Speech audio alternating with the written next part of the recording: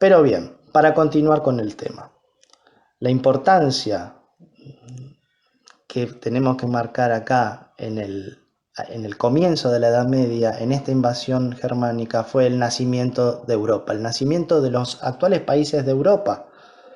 Eh, Alemania, Francia, España, Inglaterra, todos los demás han nacido a partir de acá. Y se han ido transformando, fusionando, separando, volviendo a unirse, pero digamos, acá es donde nace esta Europa dividida en estos antiquísimos reinos. Y la Edad Media, como les decía, está dividida en tres etapas. Una etapa inicial bastante breve relativamente, que es la etapa de acomodamiento de estos reinos, de un primer acomodamiento de estos reinos y consolidación, que es la temprana Edad Media. Pero después hay dos extensas etapas dentro de la Edad Media. Una es la Alta Edad Media, esa es la primera, que va a estar caracterizada más que nada por el feudalismo. ¿Qué es el feudalismo? Es un régimen político y económico que podemos caracterizar en definitiva como un régimen que termina dividiendo a un estado, a un reino, en pequeñas unidades económicas. Es decir, no hay un país. Nominalmente hay un país, un reino, nominalmente hay un rey que gobierna, pero solamente en los papeles, porque en la realidad el estado, ese reino, está partido en pedacitos. Y cada uno de esos pedacitos es, en la práctica, relativamente independiente. Cada uno de esos pedacitos es en sí mismo una unidad política y una unidad económica, a cargo de un señor feudal, y por debajo del señor feudal estaban todos sus vasallos. Podía haber vasallos más importantes, el rey tenía vasallos muy importantes, los duques, los príncipes, condes, pero a su vez esos señores, que a su vez, además de ser vasallos del rey, eran señores feudales en sus propios territorios, y eran señores feudales de otros nobles que a lo mejor a su vez eran señores feudales más chiquititos, pero vamos a llegar a un punto en que vamos a encontrar vasallos que no tenían ningún vasallo, digamos, vasallos que solamente eran vasallos, pero no eran señores de nadie, simplemente eran vasallos. ¿Quiénes eran estos? Los campesinos. Y dentro de los campesinos estaban los campesinos libres, pero hubo una gran mayoría de campesinos que eran siervos. El campesinado durante la Alta Edad Media se caracterizó por pertenecer a la servidumbre. Muchos de ellos incluso, muchos de ellos se llegó al punto de que ni siquiera eran libres de salir del feudo. ¿Por qué? Porque eran parte del terreno. Como hoy en día un terreno tiene eh, lo que llamamos bienes inmuebles por accesión, como serían, por ejemplo, los ladrillos de la casa que está construida en el terreno. O sea, nosotros tenemos el terreno, que es un bien inmueble, y la casa que está construida sobre el terreno es un bien inmueble por accesión, y las puertas que están adheridas a la casa son bienes inmuebles por accesión, es decir, porque son accesorias del bien inmueble principal. Bueno, en esa época los campesinos, o muchos de los campesinos de un feudo, eran accesorios o estaban adheridos a la tierra a la que pertenecían. No podían salir, no podían irse de ella porque eran como objetos prácticamente. Estaban adheridos simbólicamente, no estaban pegados en una estaca, pero estaban adheridos simbólicamente a la tierra a la que pertenecían y no se podían ir.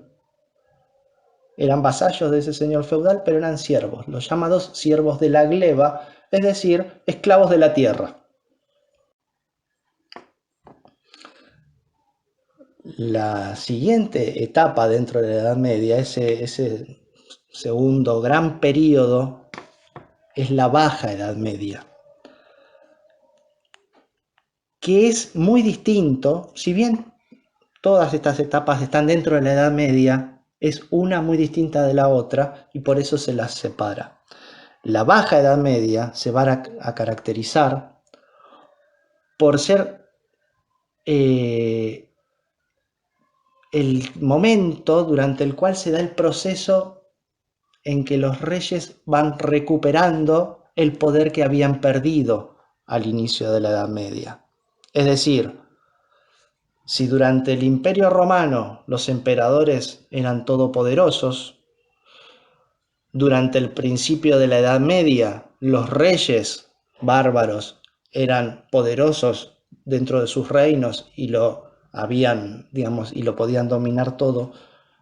Si cuando empieza el feudalismo ese poder de los reyes se desintegra y los reinos se dividen en pequeños feudos, bueno, la Baja Edad Media va a ser el periodo durante el cual lentamente los reyes van a empezar a recuperar ese poder que habían perdido y van a volver a unir a sus reinos debajo del poder de ellos mismos, debajo del poder de la corona. Es un proceso que dura, ¿cuánto dura? Pues dura todo lo que dura la Baja Edad Media.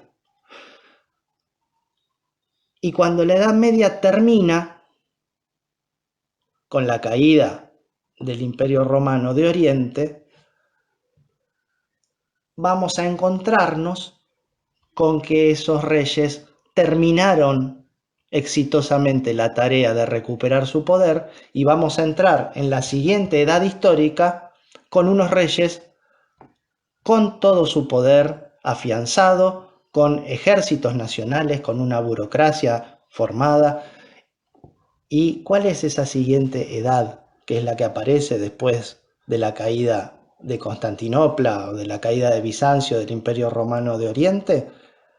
Es la Edad Moderna.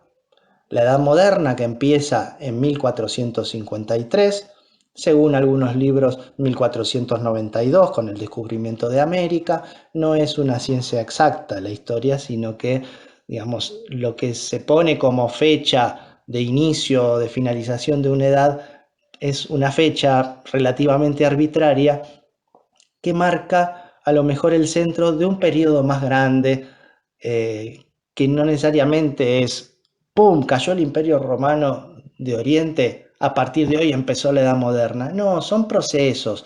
Entonces, a lo mejor es un proceso de muchos años, décadas, en algunos aspectos siglos, pero se pone un punto así, se pone un acontecimiento como para que sea más fácil para nosotros el estudio de la historia y poder decir que, bueno, que algo que ocurrió en tal año pertenece a la Edad Media o pertenece a la Edad Moderna. Aunque sabemos que no es una ciencia exacta y que muchas veces eh, los, los, eh, los cambios en la historia se dan en algunos aspectos muy rápido y a la vez en otros aspectos muy lento. Entonces, a lo mejor cuando estamos en, no sé, acaba de empezar la Edad Moderna. Bueno, en muchos aspectos la vida en Europa va a ser muy moderna y muy de la Edad Moderna y en otros aspectos todavía va a seguir siendo muy medieval, ¿verdad? Es lo mismo que pasó cuando cayó Roma. Después de que cayó Roma, bueno, después de que cayó Roma, todavía durante unos 70 años más siguió existiendo en la ciudad de Roma el Senado que había sido de la antigua Roma. No existía más Roma, sin embargo el Senado romano siguió existiendo durante casi unos 70 años más. O incluso antes de que cayera Roma, ya se veían rastros de lo que iba a ser el feudalismo futuro, porque si bien Roma se organizó culturalmente y políticamente en ciudades y las ciudades son la base del poder romano, sin embargo, hacia el final de la historia romana, el peligro de las invasiones bárbaras y los problemas de trabajo, de falta de trabajo en las ciudades y otra serie de cuestiones empezaron a obligar a muchos romanos de las distintas ciudades a huir a irse de las ciudades, muchos a irse al campo y a encontrar refugio donde, y a lo mejor en el castillo de algún señor, en el castrum de algún señor romano, pero que les daba cobijo a cambio de sus servicios. Esto estaba pasando antes de la caída de Roma, pero es como un anticipo, es como una visión de lo que va a ser futuramente el feudalismo en la Europa medieval. Es decir, que no todo es así, tan tajante. No es todo tan tajante. Cayó el Imperio Romano, se terminó toda la antigüedad. No, instituciones de la antigüedad siguieron después, e instituciones medievales ya estaban naciendo antes y ya se las veía desde antes. Entonces, eh, por eso les digo, pensemos un poquito que los procesos históricos no son todos uniformes. Incluso no son todos uniformes en los distintos países. Si pensamos, por decir cualquier cosa, pensamos por decir, por ejemplo, el arte, en Italia se estaba dando el Renacimiento, estaba terminando la Edad Media, estaba empezando la Edad Moderna y los italianos estaban en pleno Renacimiento con esas obras de arte impresionantes y a lo mejor 100 años después en Inglaterra todavía estaban haciendo construcciones de estilo medieval. Lo que les quiero decir es que los procesos históricos no van siempre de manera uniforme, no van todos los procesos culturales, los económicos, los políticos, los artísticos, no van todos a la vez marchando.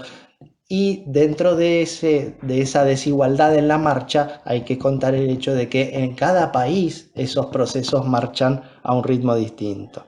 Así que por eso no es todo tan tajante. Pero para que nosotros podamos manejarnos mejor a la hora de tratar de estudiar la historia, bueno, los historiadores ponen unos límites, unos puntos y dicen, bueno, la caída del Imperio Romano marca el final de la Edad Antigua, marca el principio de la Edad Media. Bueno, la caída de Constantinopla o de Bizancio marca el final de la Edad Media y el principio de la Edad Moderna. Lo importante es que tengan en claro que esas fechas puestas arbitrariamente por un historiador nos ayudan a nosotros a tener una especie de casilleros, de moldecitos donde poder acomodar los hechos históricos para poder estudiar la historia con un poco más de facilidad. Bastante complicada es ya la historia como para encima no facilitárnosla un poco tratando de poner algunos compartimentos estancos para poder ubicar allí las fichitas. Siguiendo con el tema, la edad moderna, que arranca en 1453, va a terminar en 1789 con la Revolución Francesa. Y va a estar marcada por el camino que hacen esos reinos que ya tomaron el poder, que ya lograron otra vez recuperar el poder que habían tenido, ahora son poderosos y gobiernan los reyes con mano firme sobre sus distintos reinos. La Edad Moderna nos va a mostrar el camino que van a hacer esos reyes, desde el momento en que recuperaron el poder hasta el momento en que dejaron que ese poder se les subiera tanto a la cabeza que se volvieran déspotas y finalmente, hablando de cabezas, esas cabezas rodaron. Rodaron debajo de la guillotina. El rey Luis XVI de Francia fue ejecutado en la guillotina. ¿Después de qué? Después de una edad moderna durante la cual los reyes fueron ejerciendo cada vez más confiados ese poder absoluto que habían obtenido, pero lo fueron ejerciendo tan confiadamente que creyeron que no iba a pasar nada hasta que pasó. Hubo una revolución y rodaron cabezas de reyes. Y a partir de ahí hubo que hacer borrón y cuenta nueva, dar de nuevo las cartas y se empezó una nueva era.